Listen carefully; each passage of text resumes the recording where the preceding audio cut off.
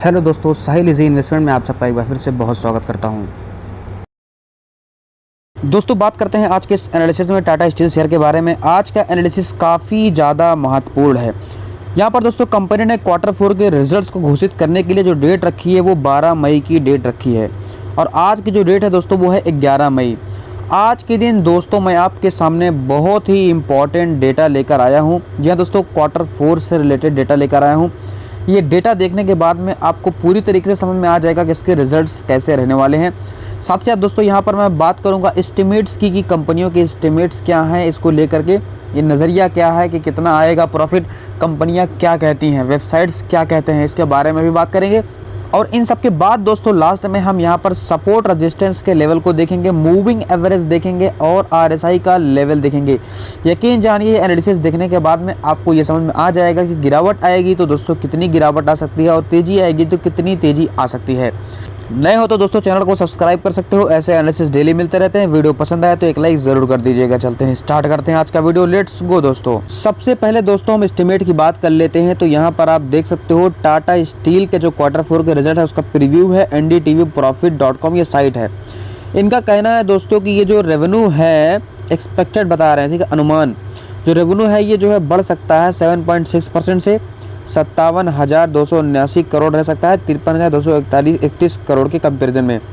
इब्तिदा बोल रहे हैं 12% बढ़ सकता है 6,615 करोड़ 5,904 करोड़ के कंपैरिजन में। मार्जिन 11.5% बढ़ सकता है 11.1% कंपैरिजन में। नेट प्रॉफिट की बात करें ये 2.8 टाइम्स दोस्तों यहाँ पर बढ़ सकता है 1,167 करोड़ वर्सेस 415 करोड़। इनका कहना जो नेट प्रॉफिट है दोस्तों वो 2.5 गुना बढ़ सकता है, 2.5 गुना ज़्यादा। अगर यहाँ पर आप देखेंगे तो लिखा हुआ है प्रॉफिट में डबल सिक्वेंसली, मतलब डबल हो सकता है। लेकिन अगर कंप्लीट डेटा देखेंगे तो 2.8 टाइम्स यहाँ पर लिखा हुआ है, लेकिन 3 गुने से थोड़ा ही कम है। तो इतना ज़्यादा एक्सपेक्टेड ये बताया जा रहा है। अगर 3 गुना 2 गुना नहीं बढ़ेगा तो भी 1 गुना तो आपको प्रॉफिट देखने को मिल ही सकता है। चलते हैं यहाँ पर दोस्तों, ये तो एस्टिमेट्स की बात हो गई है, 3 दिन पहले का एस्टिमेट्स है ये, अभी रिजल्ट्स आने वाले हैं। अब चलते हैं, हम बात करते हैं अपने डेटा को देखते हैं दोस्तों आ गए हैं डेटा के अंदर में। टाटा स्टील का 2022 का जो फाइनेंशियल ईयर है इसमें 2,43,959 करोड़ का इनका रेवेन्यू रहा था और 2023 में 2,43,353 करोड़ का रेवेन्यू था, जो कि आप देखेंगे तो स्लाइटली हल्का सा कम हो गया था। अगर देखेंगे दोस्तों मार्च 2024 में तो 2,29,171 करोड़ इसमें देखेंगे तो दोस्तों और कम हो गया। तो आप देखेंगे इनका रेवेन्यू साल दर साल घटते आया है। अच्छा, प्रॉफिट की बात करें तो प्रॉफिट पहले में आपको देखो, ये सिर्फ इसमें डेटा नहीं दिया गया है, लेकिन आप ये जो नीले कलर का जो स्ट्रिप है ये कितनी मोटी है उसके हिसाब से समझ सकते हो। ये काफ़ी ज़्यादा इसके अंदर में पॉजिटिव दिखाई दे रहा है, इसके अंदर में थोड़ा सा कम है और इसके अंदर में 2024 में आप देखेंगे तो निगेटिव में 4,837 करोड़, यानी साल दर साल में बिल्कुल भी इसके अंदर में ना प्रॉफिट सही रहा ना रेवेन्यू सही रहा।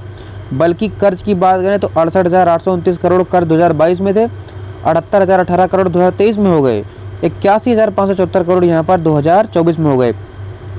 तो यहाँ पर दोस्तों फंडामेंटली फाइनेंशियली आप देखेंगे तो बिल्कुल भी डेटा सही नहीं दिखा रहा है, बिल्कुल भी हमारे लिए सही नहीं है। अगर बात करें यहाँ पर क्वार्टरली वाइज डेटा की तो दिसंबर 2024 में इसका जो डेटा था 53,648 करोड़ का था, ठीक है, इनका रेवेन्यू, और जो कि इनके पिछले के कंपैरिजन में आप देखेंगे तो 53,905 करोड़ था, जो कि देखेंगे तो इसमें घटा हुआ है। साल दर साल में अगर आप देखेंगे तो 55,312 करोड़ से 53,648 करोड़, जिसमें आपको कमी देखने को मिलेगी। तो आप देखेंगे ओवरऑल आपको क्वार्टर में भी और साल दर साल में भी दोनों में आपको घटते हुए दिखाई देगा। लेकिन यहाँ पर इतना ज़्यादा घट गया है दोस्तों, तो अब की जो रिज़ल्ट आएगा तो इसके कंपैरिजन में हाई आपको या मतलब बढ़ते हुए देखने को मिल सकता है। एस्टिमेट भी ऐसे ही आ रहे हैं, यानी कि लॉन्ग टर्म के लिए तो शेयर फिलहाल के लिए सही नहीं दिखाई दे रहा है, क्योंकि जिस तरीके से यहाँ पर कर्ज है और स्लाइटली डाउन होते जा रहा है। अब देखना होगा इस रिजल्ट में क्या पिछले फाइनेंशियल ईयर के कंपैरिजन में, पिछले क्वार्टर के कंपैरिजन में ये बीट करता है या नहीं। शेयर होल्डिंग्स आप देखोगे तो भी दोस्तों 33% की यहाँ पर आपको देखने को मिलेगी प्रमोटर की होल्डिंग्स, जो कि बहुत कम है।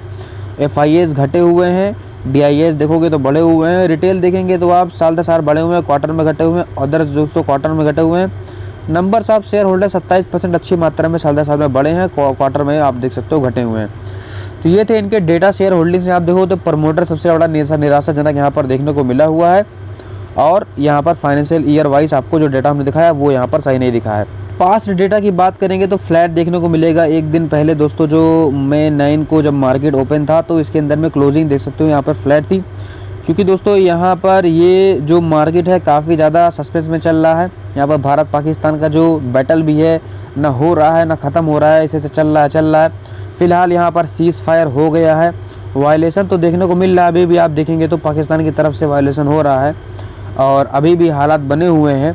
तो फिलहाल के लिए सीज़ फायर जो हुआ है ये काफ़ी पॉजिटिव न्यूज़ है। अगर ये सीज़ फायर और फर्दर वायलेट होता है तो हमारे लिए प्रॉब्लम की बात है, अदरवाइज़ ये काफ़ी पॉजिटिव माना जाएगा और शेयर मार्केट में आपको अच्छा मूव देखने को मिल सकता है, क्योंकि सीज़ फायर एक मार्केट के लिए पॉजिटिव इंडिकेटर है। 5 दिन में देखेंगे तो 0.63 तेज़ी है, 1 मंथ में देखेंगे तो 7% तेज़ी है, 6 मंथ में देखेंगे तो गिरावट है 1.5% की, साल भर में 4.5% की तेज़ी है, 5 सालों में देखेंगे आप तो 422% का ठीक ठाक रिटर्न कह सकते हो दोस्तों 5 साल की अवधि में। अब चलते हैं, बात करते हैं हमारे लेवल्स और एनालिसिस की। दोस्तों आ गए हैं टाटा स्टील के शेयर के अंदर में। यहाँ पर ज़्यादा नीचे वाले लेवल्स की हम बात नहीं करेंगे। यहाँ पर आप देखेंगे तो शेयर करीब करीब देख सकते हो आप 125 के आसपास में यहाँ पर शेयर ने लो लगाया था। यहाँ पर भी एक बार लो लगाया था, अच्छी खासी रैली आई थी, लेकिन उसके बाद कंटिन्यू वापस से सेलिंग FIIs की और यहाँ पर टैरिफ दुनिया भर की चीज़ें जो देखने को मिली, फर्दर शेयर बुरी तरीके से गिरता आया। अभी आप देखेंगे तो इसके अंदर में अच्छी खासी रिकवरी देखने को मिल सकती है, जिसके बाद शेयर अच्छा खासा यहाँ से लो बनाने के बाद में शेयर ने कंटिन्यू रैली दी, लेकिन यहाँ पर जैसे पहुँचा तो अभी यहाँ पर युद्ध जैसे हालात आ गए हैं अपने देश के अंदर में, जिसके बाद से दोस्तों वापस से शेयर के अंदर में सेलिंग देखने को मिली। अभी 2 दिन 3 दिन पहले जब टेंशन ज़्यादा बढ़ता गया तो शेयर के अंदर में बड़ी गिरावट देखने को मिली। ठीक है, शेयर गैप डाउन ओपनिंग हुआ 140 के लेवल तक आ गया, वापस से बाइंग देखिए, इसलिए कैंडल आपको ग्रीन देखने को मिलेगा। अभी दोस्तों यहाँ पर एक पॉजिटिव न्यूज़ ये है कि सीज़ फायर हो चुका है, ये पॉजिटिव न्यूज़ है। दूसरी न्यूज़ ये है दोस्तों इसका Q4 का रिजल्ट्स, लेकिन इसमें सबसे ज़्यादा इफेक्ट करेगा वो इसका Q4 का रिजल्ट इफेक्ट करेगा। 2-3 दिन 4 दिन 5 दिन के लिए बात करेंगे तो फिर यहाँ पर इसका जो बैटल है भारत पाकिस्तान का ये इफेक्ट करेगा, लेकिन पार्टिकुलरली 1 डे की बात करें तो नेक्स्ट डे यहाँ पर ज़्यादा इफेक्ट जो होगा वो रिजल्ट का होगा। अगर रिजल्ट नेगेटिव आता है तो 137 का जो लेवल है जो हमने ड्रॉ किया है 137.50 यहाँ तक सपोर्ट ले सकता है। ये इस लेवल पे शेयर ने अच्छा खासा यहाँ पर कई बार रेजिस्टेंस लिया हुआ है, तो ये लेवल एक सपोर्ट की तरह काम कर सकता है। और अगर बात करें दोस्तों रिजल्ट्स अच्छे आते हैं तो दोस्तों वापस से ये आपको जो हाई का लेवल है और ये जो रेजिस्टेंस का लेवल है यहाँ तक जाते हुए देखने को मिल सकता है। इवन इसको ब्रेक करता है तो अबव लेवल पे भी जाते हुए देखने को मिल सकता है। देखिए दोस्तों यहाँ पर जिस तरीके से एस्टिमेट्स हैं तो अपसाइड के चांसेस ज़्यादा दिखाई दे रहे हैं और सीज़ फायर भी हो गया है, तो अगर मार्केट में कुछ वैसी फर्दर नेगेटिव न्यूज़ नहीं आती है तो अपसाइड के चांस दिखाई दे रहे हैं ज़्यादातर। अदरवाइज़ ये 140 और 137 के लेवल तक आ सकता है। RSI देखेंगे तो 50 पे ट्रेड कर रहा है, मिड पे ट्रेड कर रहा है, अच्छे लेवल पे ट्रेड कर रहा है, ना नेगेटिव में है ना पॉजिटिव में है, एकदम सही लेवल पे है। बात करें मूविंग एवरेज की तो फिलहाल मूविंग एवरेज के नीचे ट्रेड कर रहा है। जब तक दोस्तों ये अबव लाइन है इसको ब्रेक करके ऊपर निकलेगा तो मूविंग एवरेज को भी ब्रेक कर देगा और रेजिस्टेंस को भी ब्रेक कर देगा, तो हमारे लिए काफ़ी बेटर होगा। लॉन्ग टर्म में दोस्तों कंपनी के अंदर में जिस तरीके से कर्ज हैं और जिस तरीके से इनके फाइनेंशियल ईयर में परफॉर्मेंस रहे हैं वो बिल्कुल भी सही नहीं रहे हैं। अब डिसाइड होगा Q4 में इसके रिजल्ट्स कैसे रहे हैं, उसके आधार पर आगे की जो यहाँ पर इसकी जर्नी होगी वो डिसाइड होगी। बाकी दोस्तों कोई बाई सेल का रिकमेंडेशन नहीं, वीडियो सिर्फ एजुकेशन पर्पस के लिए है। अपने ऑन रिस्क पर शेयर को बाई सेल कीजिएगा। वीडियो पसंद आया हो तो लाइक करो, चैनल पर रहे हो तो सब्सक्राइब करो। मिलते हैं नए स्टॉक में, तब तक के लिए बाय बाय दोस्तों। हंसते रहिए और मुस्कुराते रहिए।